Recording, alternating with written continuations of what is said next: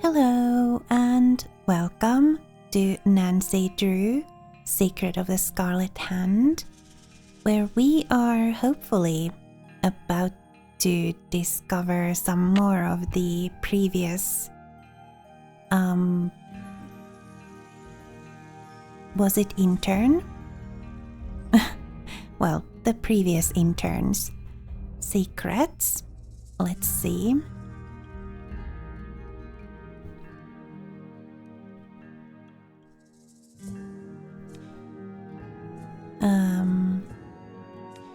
Where do we... How do we...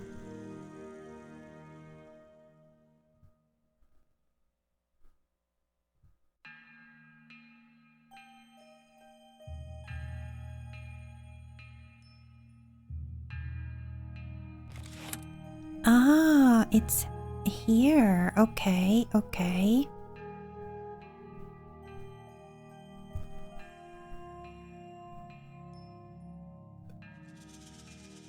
Password.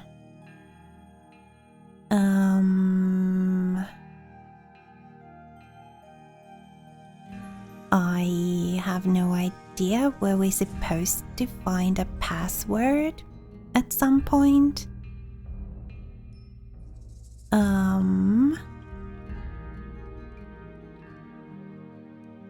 I'm going to have to look at the walkthrough.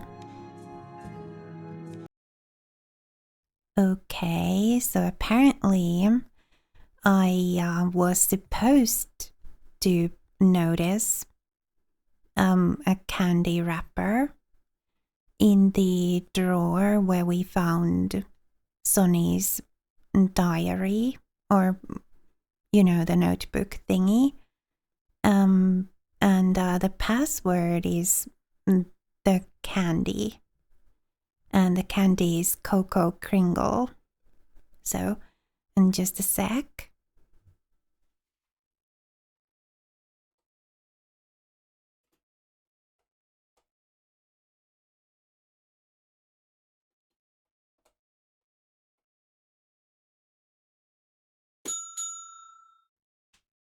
There we go.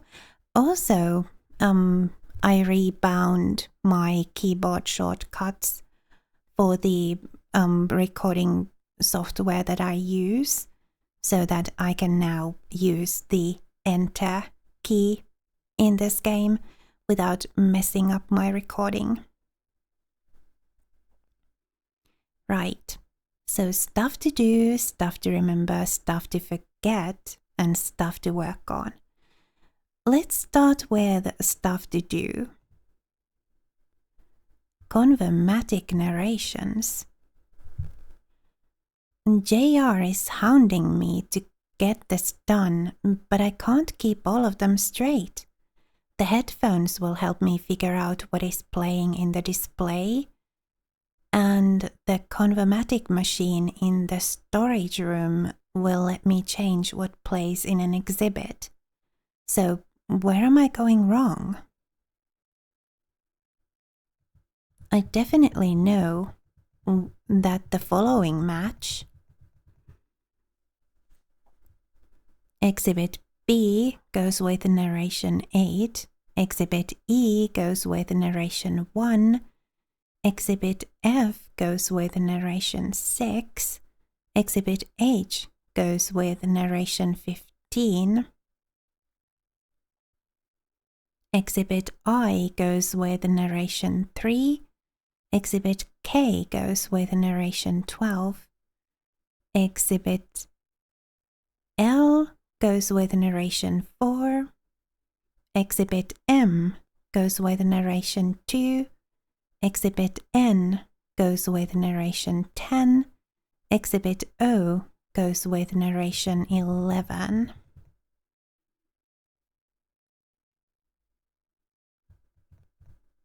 And I guess that's that. Stuff to remember. Dots, bars, and gods. Sonny's I'd rather be counting sheep guide to the Maya number system. 0 looks like a turtle shell, but no turtle. 1 dot is 1, 2 dots is 2, etc. 1 bar is 5, so 2 bars is 2 times 5 or 10. Picture this. Each dot is an individual fingerprint, greasy from spicy wontons, and the bar represents the whole hand, like a set of 5 fingers. A bar with a dot next to it is 5 plus 1, so 6. So 3 bars and a dot is 16, yes? Bars are usually vertical, up and down. Dots should be to the left of the bars. Here's the catch. If it doesn't look exactly like a dot or a bar, it doesn't count.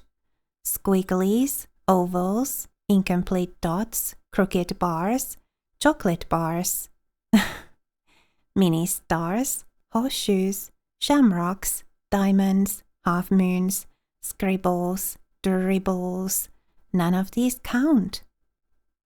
Also, the Maya often put decorative marks next to their numbers, so just ignore anything that's not a bar and or dot. I repeat, anything that doesn't look like a plain old dot or bar is out. Easy as sleeping on the job, right? Not quite. Some gods also represent numbers. They're pretty tough to pick out at first, but they'll grow on you, just like mold on cheese. Some good rules of thumb. 1. Hun has fish lips, a really big nose, and a set of good teeth. 2. Ka has a big hat with 5 fingers and a semi-oval in it. 3. Ox looks like a doctor. 4. Kan has his or her tongue sticking out. 5. Ho has wrinkles and a fancy hat. 6. Wak wears an eye patch with an X in it. 7. Wue wears rectangular glasses and a small oval on the forehead. 8. Waksae has a curly forehead ornament and a peace symbol on the cheek. 9. Bolon has a beard or acne. 10. Lahun looks like death, no nose and removable jaw. 11. Buluk is frothing at the mouth and has 3 curly ovals on the head. 12. Laka is just question marks. 13. Oxlahum has a T on the cheek. 14. Kanlahun is just nothing apparently. 15. Hulahun. 16. Waklahun. 17. Wuklahun. 18. Waksalahun. And 19. Bolonlahun. All look like the original numbers put with the removable jaw of Lahun. Okay, I'm not going to remember that. But oh well. Stuff to forget. System login S June. System password space baby. Okay, I'm going to write those down because that looks like something we are going to need at some point. Temple quizzes. I can't figure out the answer to the level 2 quiz question about the matchmaker, and Henrik isn't speaking to me right now. He's way too touchy about that old ham radio. So either I'm blind as a bat and can't find the exhibit that has the answer, or we just never put it in lab. Or we just never put it in. Details. Joanna is no help on this, so I'll just have to wait for a horde of visitors getting very frustrated with this question once we open the museum. I'll let Henrik deal with the trauma. Came up with a great question for level 3, but Henrik hates it. Once I get some time, I'll make an exhibit for this. Just don't know where I can get my hands on one. I wonder if Joanna will spring a trip for me to go down to Guatemala.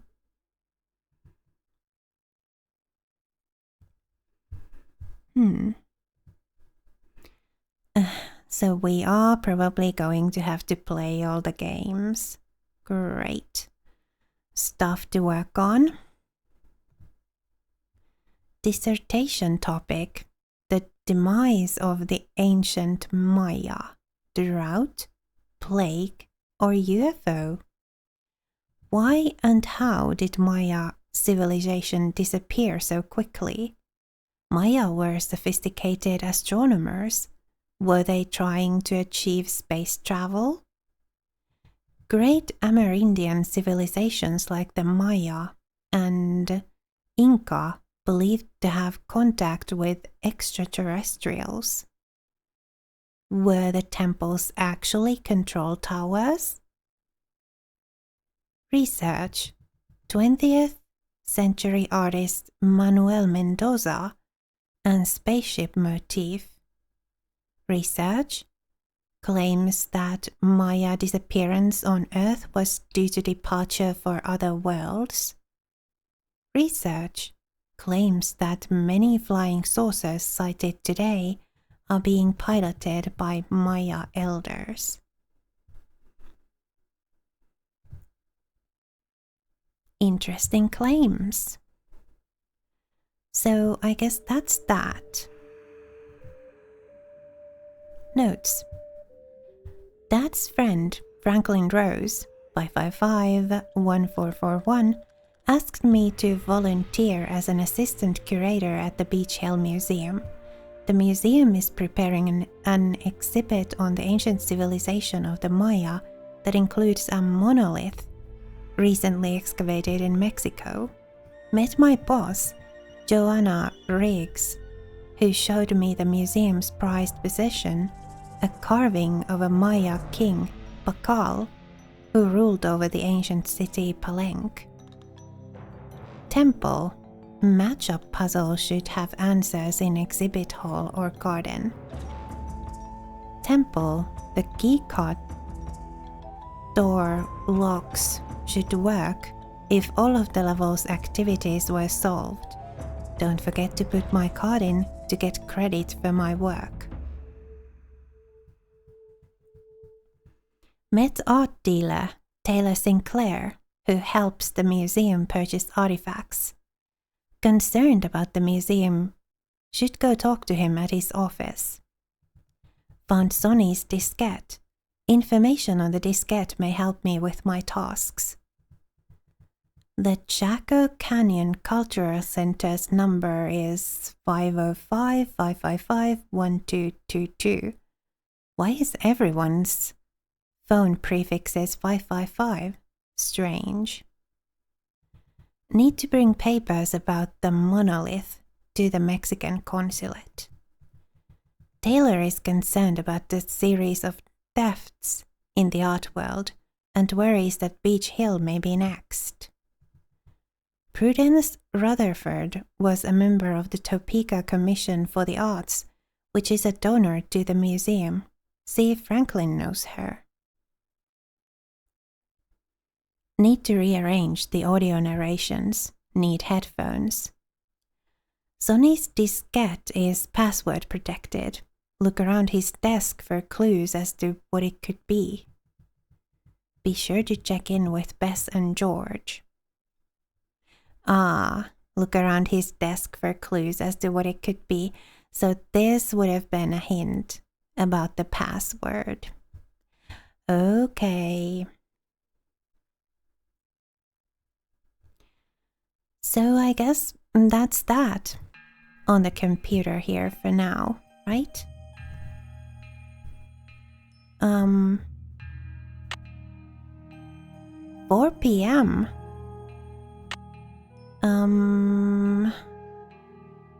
I wonder if we should just sleep till morning. I think I'm going to do that because, 4 p.m. people may no longer be at the museum.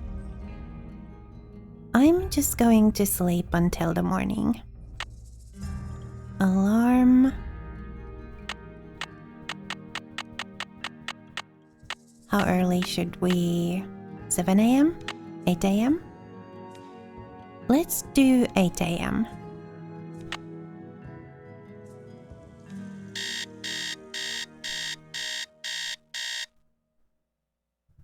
Right. Now then, back to the museum, I think. Here we go. We've got stuff to do. We'll grab the headphones from the lobby and... Oh, we need to call about the supply... Good thing Franklin gave me the museum key. We need to call about the supplies as well. The bubble wrap and whatnot. I need something to get this open. So this isn't it then. Oh, you just need to put it there. Which pair are we allowed to take? That one.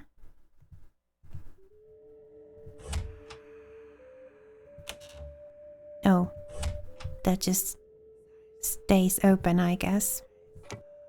Oh, now it closed. Alright. Got us some headphones.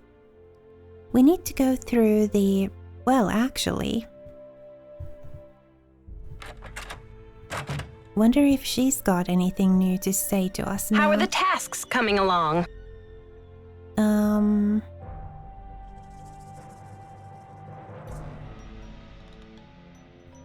I'm not sure what to do with those exhibit narrations. Henrik can help you with that. Why did you become a museum curator? I became a curator because I want to help make artifacts available to as many people as possible. That's all that matters, isn't it? Unless you're Alejandro Del Rio. Do you think Alejandro would go to extreme measures, like stealing, to reclaim Mexico's artifacts? Who knows? Okay. I've got work to do. See you around. Is that everything we can talk to you about? How are the tasks coming along? I've got work to do. Semper ubi sub ubi. Apparently. Okay. Well, let's go see if Henrik is in the lab now.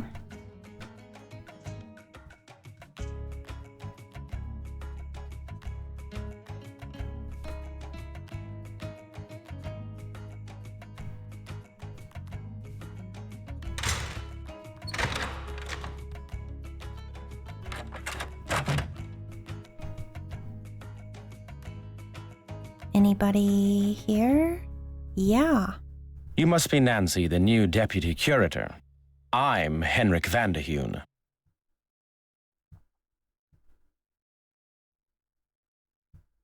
That's right, I'm Nancy. Joanna tells me you're translating the glyphs on the Palenque monolith. Yes, it's quite a project. The opportunity of a lifetime for me. How's the translation coming along? Fabulous, just fabulous. Anyway, what can I do for you? Wow. Where do we start? Joanna turned me loose without too many instructions. Do you have any advice for me? Well, as you've probably heard, the museum is closed in preparation for the exhibit, so you'll have free run of the place. Please explore. The sooner you get to know your way around, the better. Think of the lab as your home base, your center of communications. Anyone who wants to get in touch with you will leave a note or a voicemail here, so check in often. I'm very busy with my work, so you're going to have to be pretty independent, but I suspect you wouldn't have it any other way.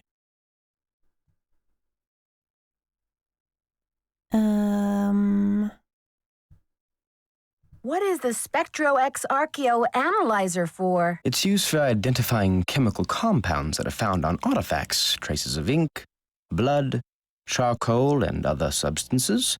The beauty of the machine is that it can collect these traces without damaging the artifact in any way. But it cost us a fortune, so don't fiddle with it unless you get Joanna's permission. All right, got it. What about the radio? Can I give that ham radio a try? Absolutely not. The radio is a tool, not a toy. One has to be extremely careful about the kind of information one sends out over the airwaves. And I do not have time to monitor you. And besides, the vacuum tubes have been terribly fussy lately. If another one blows, I think I'll go mental. All right, so, it is probably going to blow once we, at some point, are going to have to fiddle with the radio.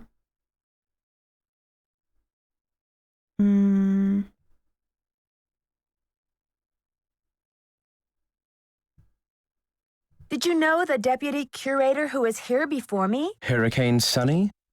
I'm afraid I did. If he wasn't losing paperwork or setting off the fire alarm, he was cornering our visitors with his theory that the Maya were abducted by aliens. I'm afraid you'll be cleaning up his messes for a while.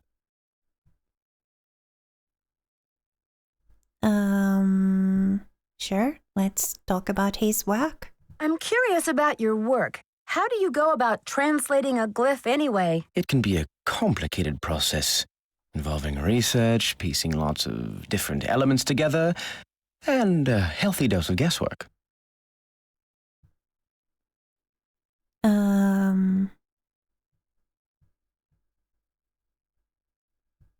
Yeah, a dictionary would be useful, wouldn't it? So there isn't a definitive dictionary of Maya glyphs where you can look things up? Oh, I'm afraid not. You see, glyphs are so intricate and full of subtleties that multiple meanings may be embedded in a single glyph. So 3 distinct-looking glyphs may all translate to mean sunshine, roughly, but with different nuances. There is so much we still don't know. Lucky for me, I guess, or I'd be out of a job. All right. Yeah, what about the exhibit narrations? I'm not sure how to go about rearranging those exhibit narrations. It's really quite simple. Check out the Convermatic auto narrator in shipping and receiving. You'll need some headphones. First, determine which of the exhibits in the main hall could rightly be called Exhibit A. Change Exhibit A's narration number until you're seeing what you're hearing or hearing what you're seeing, and it's all downhill from there. See you around, Henrik. That will be fine. So, Sonny's diary thingy, whatever it was, It had those numbers on it, didn't it?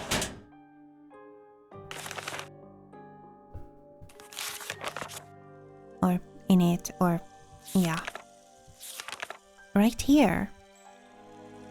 So we've got O, C, H, K. Is that G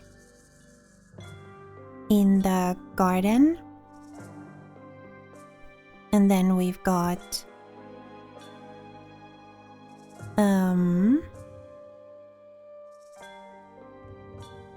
L, I, B, D.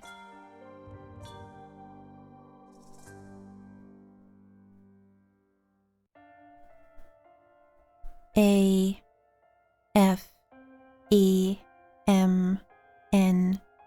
And I guess that's G, so that's probably J then.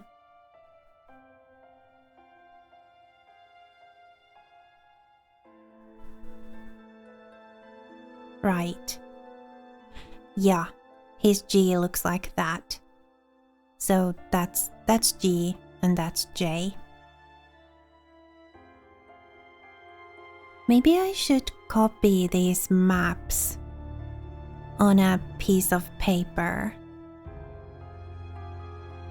and then listen to the texts. Yeah, I think I may just do that.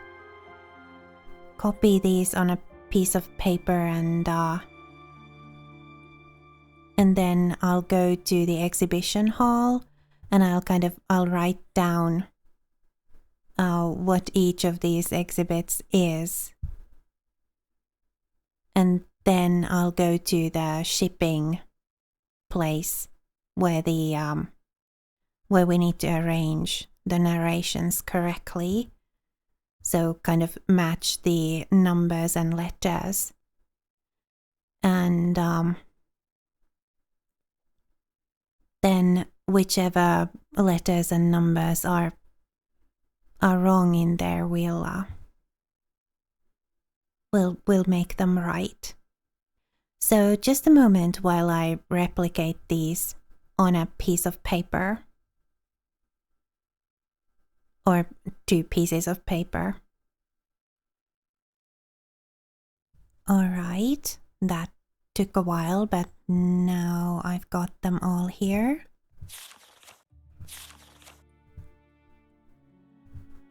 Can we close this? There we go.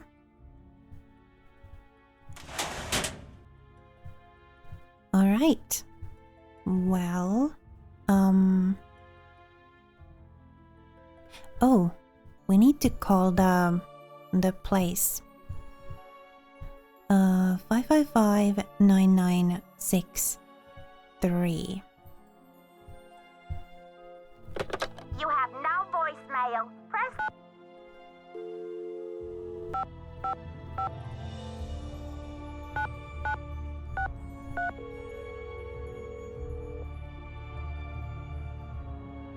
Silvio's curatorial bonanza.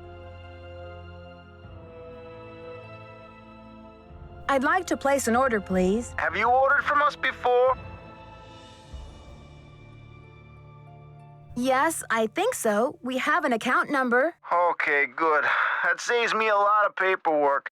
What's the account number? BH119K. BH119K? Beach Hill? Are you serious? That's right. I'm the new deputy curator, Nancy Drew. Well, whoop-de-doo, it's Nancy Drew. But Silvio's curatorial bonanza no longer does business with Beach Hill. I've sent all 6 of the outstanding invoices to a collection agency. And you jokers won't get another packing peanut out of Silvio Jr. ever. Do not call here again. Oh.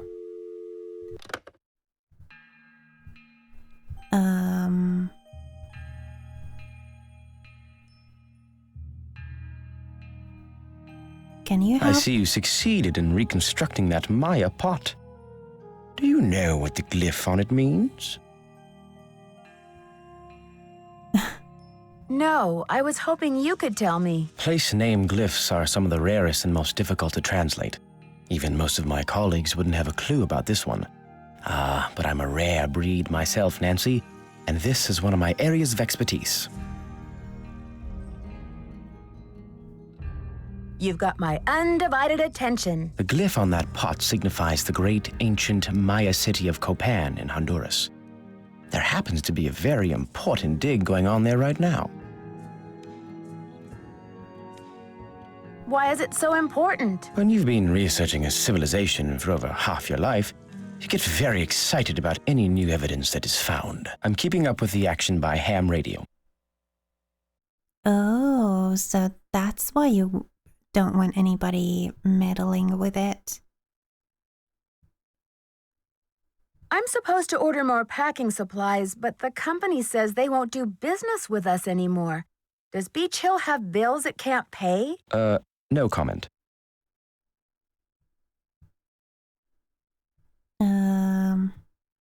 But Henrik, how am I supposed to get this order taken care of? I hereby absolve you of that task.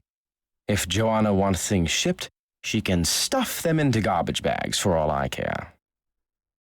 Okay. See you around, Henrik. Bye. Wow. Anything else? Howdy. See you around, Henrik. Bye. Apparently not. Well, I guess we have some tasks that we can mark as done. So that's done. And that's kind of done.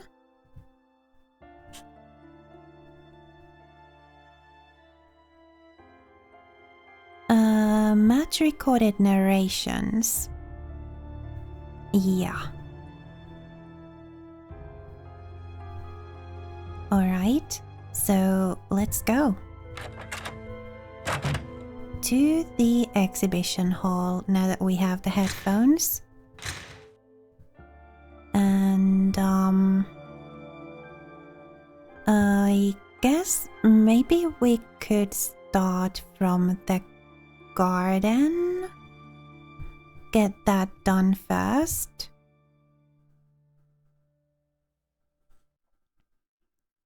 So in the garden we have exhibit O.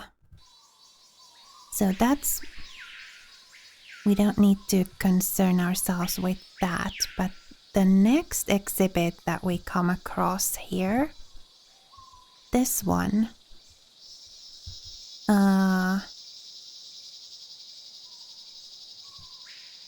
Ritualized bloodletting was a common practice among the Maya.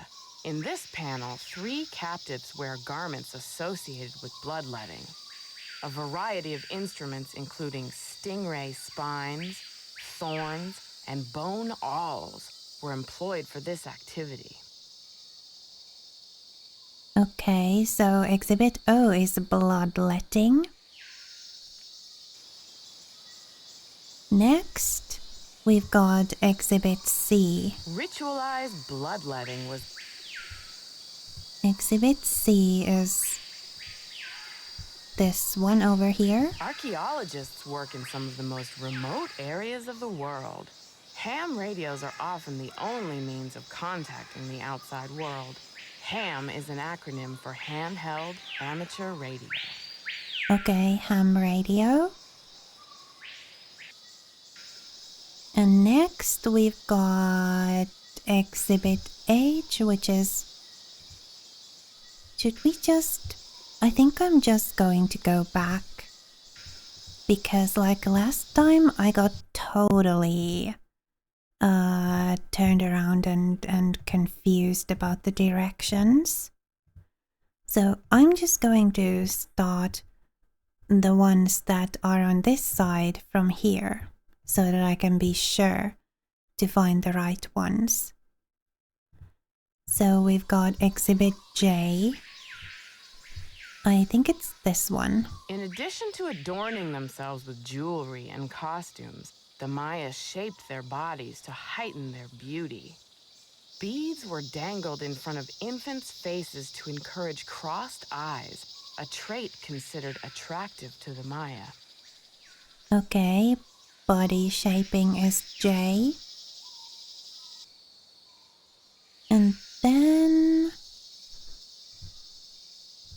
the next one is, I think it's this one.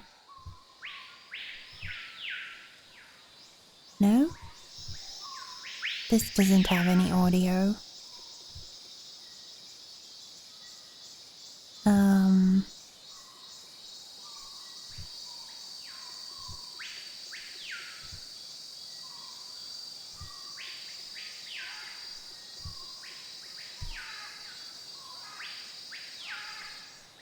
It is on this side of the...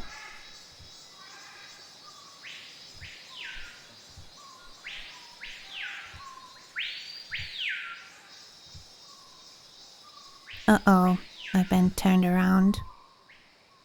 Well... There's that thing.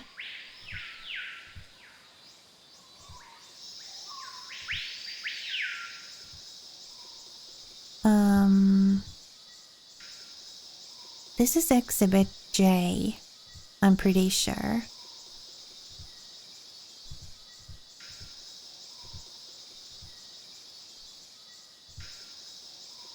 But there's no audio to it. I'm confused. Like, seriously confused.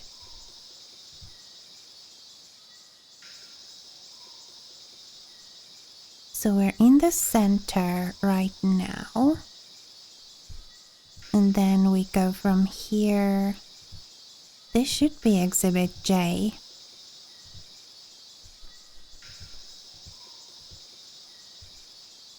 But oh well.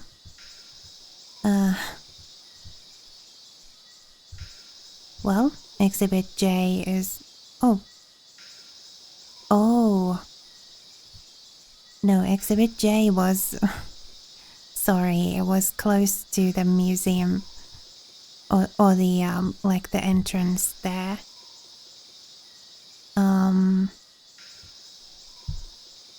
The Maya kings were often in a protracted state of war with local kahals. Here, Bird Jaguar stands to the right as a captured lord kneels at his feet. The kahal holds a broken umbrella, a gesture typical of a supplicating captive. Okay, so H is about the kahals. Got it. Now we just need to find exhibit K, which should be...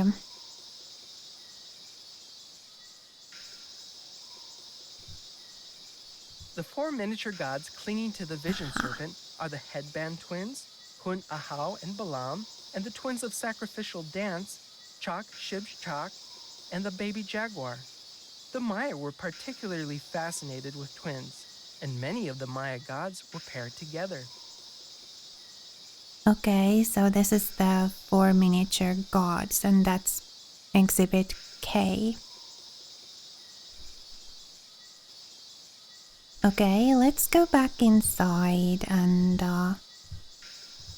look at the ones in here.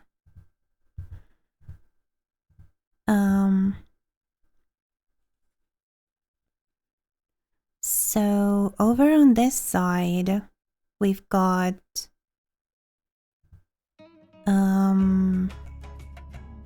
exhibit D. Strange supernatural creatures, sometimes called monsters, played an important role in Maya mythology.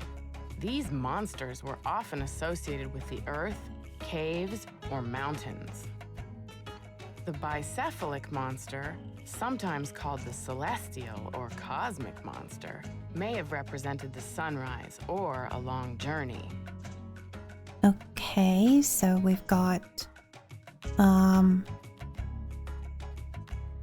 Exhibit D is about monsters.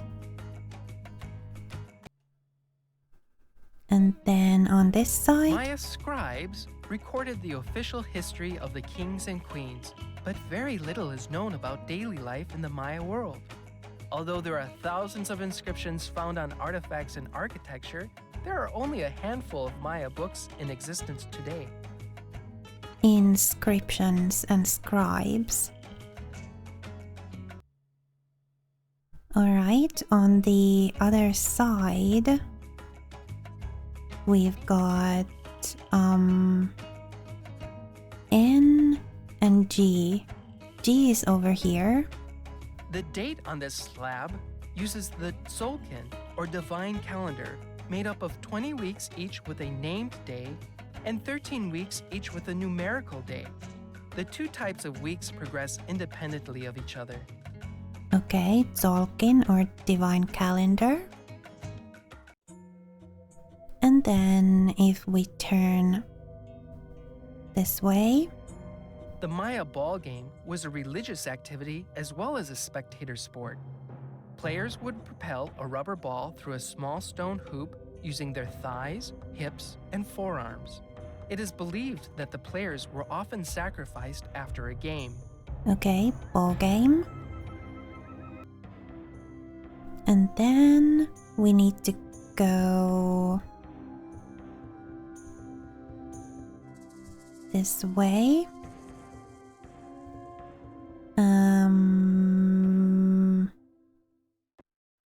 Over here, we should have M and E. E should be this one. Lord Pakal, ruler of the mighty kingdom of Palenque. All those who come before me witness my power. Lord Pakal is considered the most influential ruler of the Maya civilization. Cultural, scientific, and military achievement flourished under his reign. As with all Maya kings, very little is known about his personal life, since all written inscriptions dealt solely with public achievements such as wars, battles, coronations, births, marriages, and deaths. Okay, Lord Pakal. And then, if we turn this way, Lady Zak Cook ruled Palenque before her son ascended the throne in 615 CE. Maya tradition required that the kingship be handed down from father to son, but Lady Zak Cook broke this custom by establishing herself as a deity. This gave her the power to justify the new royal lineage. Because his mother had been deified, Pakal often referred to himself as the first true king. okay, Lady Zak Cook. And then there was no. Oh.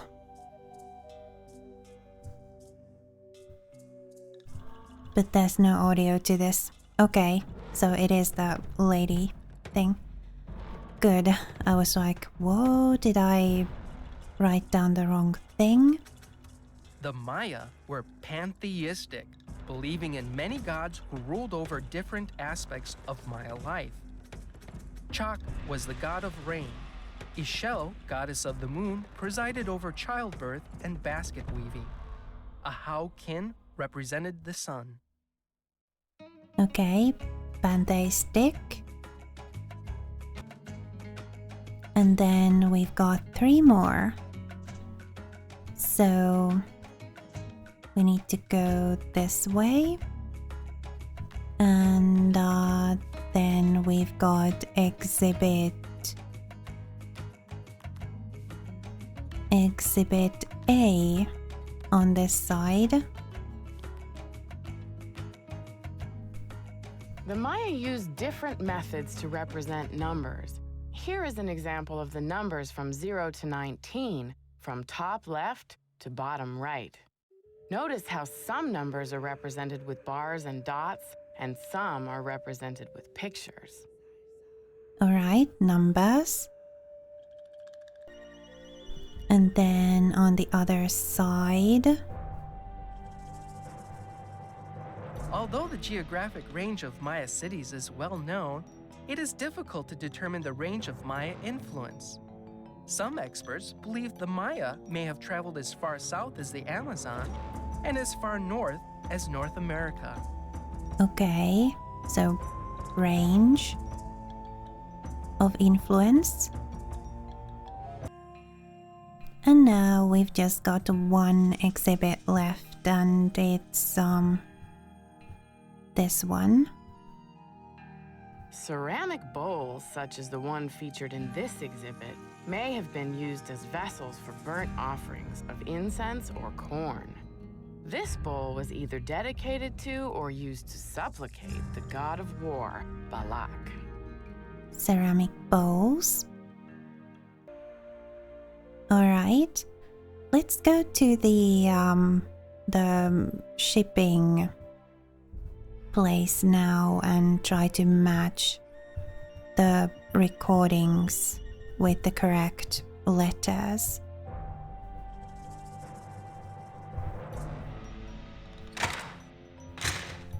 I think we can put the headphones away now.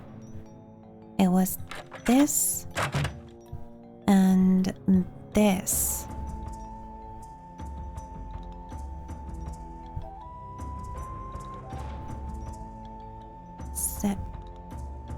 Oh. So we match the right. We can't change the letter, but we can change the recording. So A was the numbers one.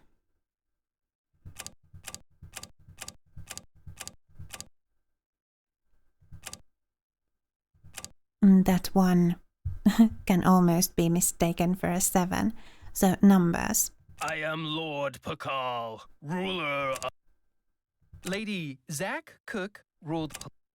The Maya were pantheistic, believing in Ceramic bowls, such as the... Archaeologists work in some of the most remote areas of the world. Although the geographic range of Maya cities is well known, The Maya used different methods to represent numbers. Here is an example of the numbers from 0 to 19, from top left to bottom right. So that's not, yeah, okay, cool. What do we have here? We've got B. B was inscriptions or scribes. Maya scribes recorded the official history of the kings and queens, but very little is known about. And here we've got C. C was about the ham radio. Archaeologists work in some of the most remote areas of the world. And D. D was about monsters. Strange, supernatural creatures, sometimes called monsters. E. E was about Lord Pakal. I am Lord Pakal. F. F was about the range of influence. Although the geographic range of Maya cities is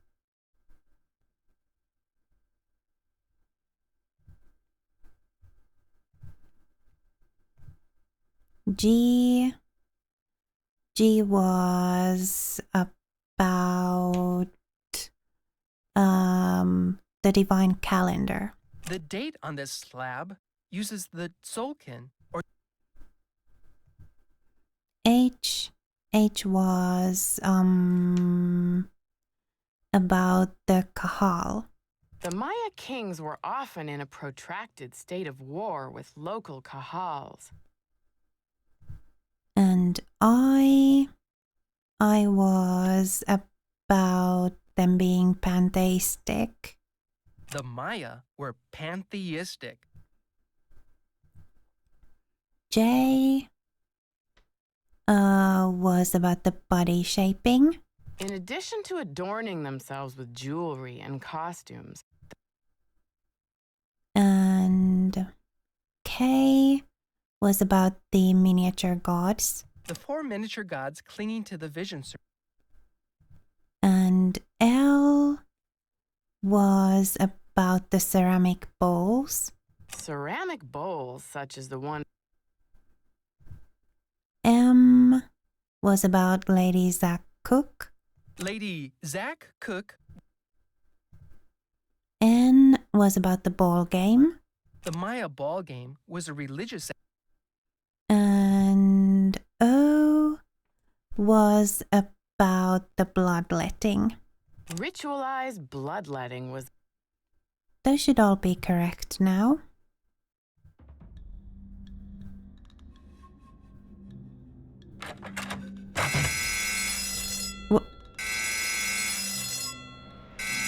What's going on?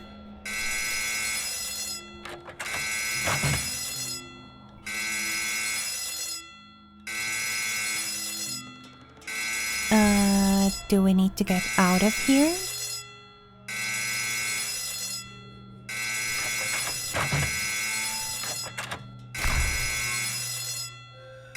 Beach Hill's been hit. Sit tight, Nancy. The police are on their way. Oh.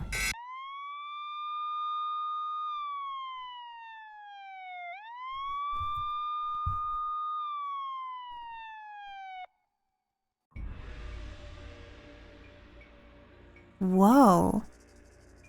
We were like just here doing this thing. I should talk to Joanna before I touch anything. Okay, so there's the Scarlet hand. Right, let's go talk to Joanna. She is this way, if she's in her office. This way? Yep. Someone has cooked up my worst nightmare and served it to me on a plate. Like to have a look around. I'd like to have a look at the crime scene myself. Did the police turn up any clues? The police took some samples for the crime lab, but they couldn't promise any overnight results. So if you want to put your little magnifying glass up to the scene, it's fine with me. What were their initial findings? Who knows? Right now, my priority is to get a move on this insurance claim. When did Henrik come on board? I got an email from him one day saying he heard the news about Beach Hill getting the monolith. He said he'd drop everything to come here and translate those glyphs. He was even willing to take a pay cut. What could I say except giddy up? You're hired.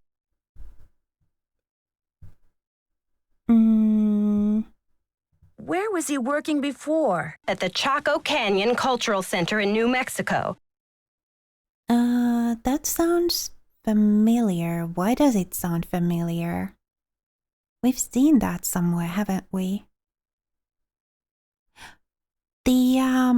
Was it the card on the desk that had the number of Sheila something? I've got work to do. Semper ubi sub ubi. Anything else? Need something? Nope. I've got work to do. Carpe diem. Well, we can cross the arranging of the recordings of our list of things to do now. I think I'm going to take us to the lab and do that. And then I guess I might actually end the episode there because it is kind of sort of 50 something minutes. So let's cross that off the list. match recorded narrations. I'd better check to see if I'm done with that. What? What? Something's come up and I'll be gone for a bit. Your mission in the meantime. Run through the temple activities to verify that all questions can be answered based on info available elsewhere in the museum. We don't want a little rascal rebellion on our hands when the exhibit opens, now do we? Be back ASAP. ASAP. Thanks, Henrik. I thought I had done this. I wonder if there was something I should have done at the end to kind of lock all of those numbers in. But like, I listened to them and they all seemed to be correct. Oh well.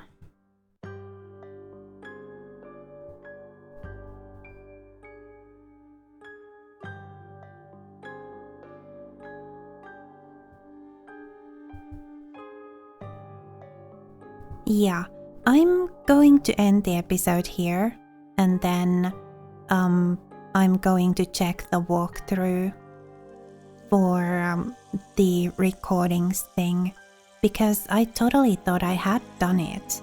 I thought I had put everything in the correct order. Oh well.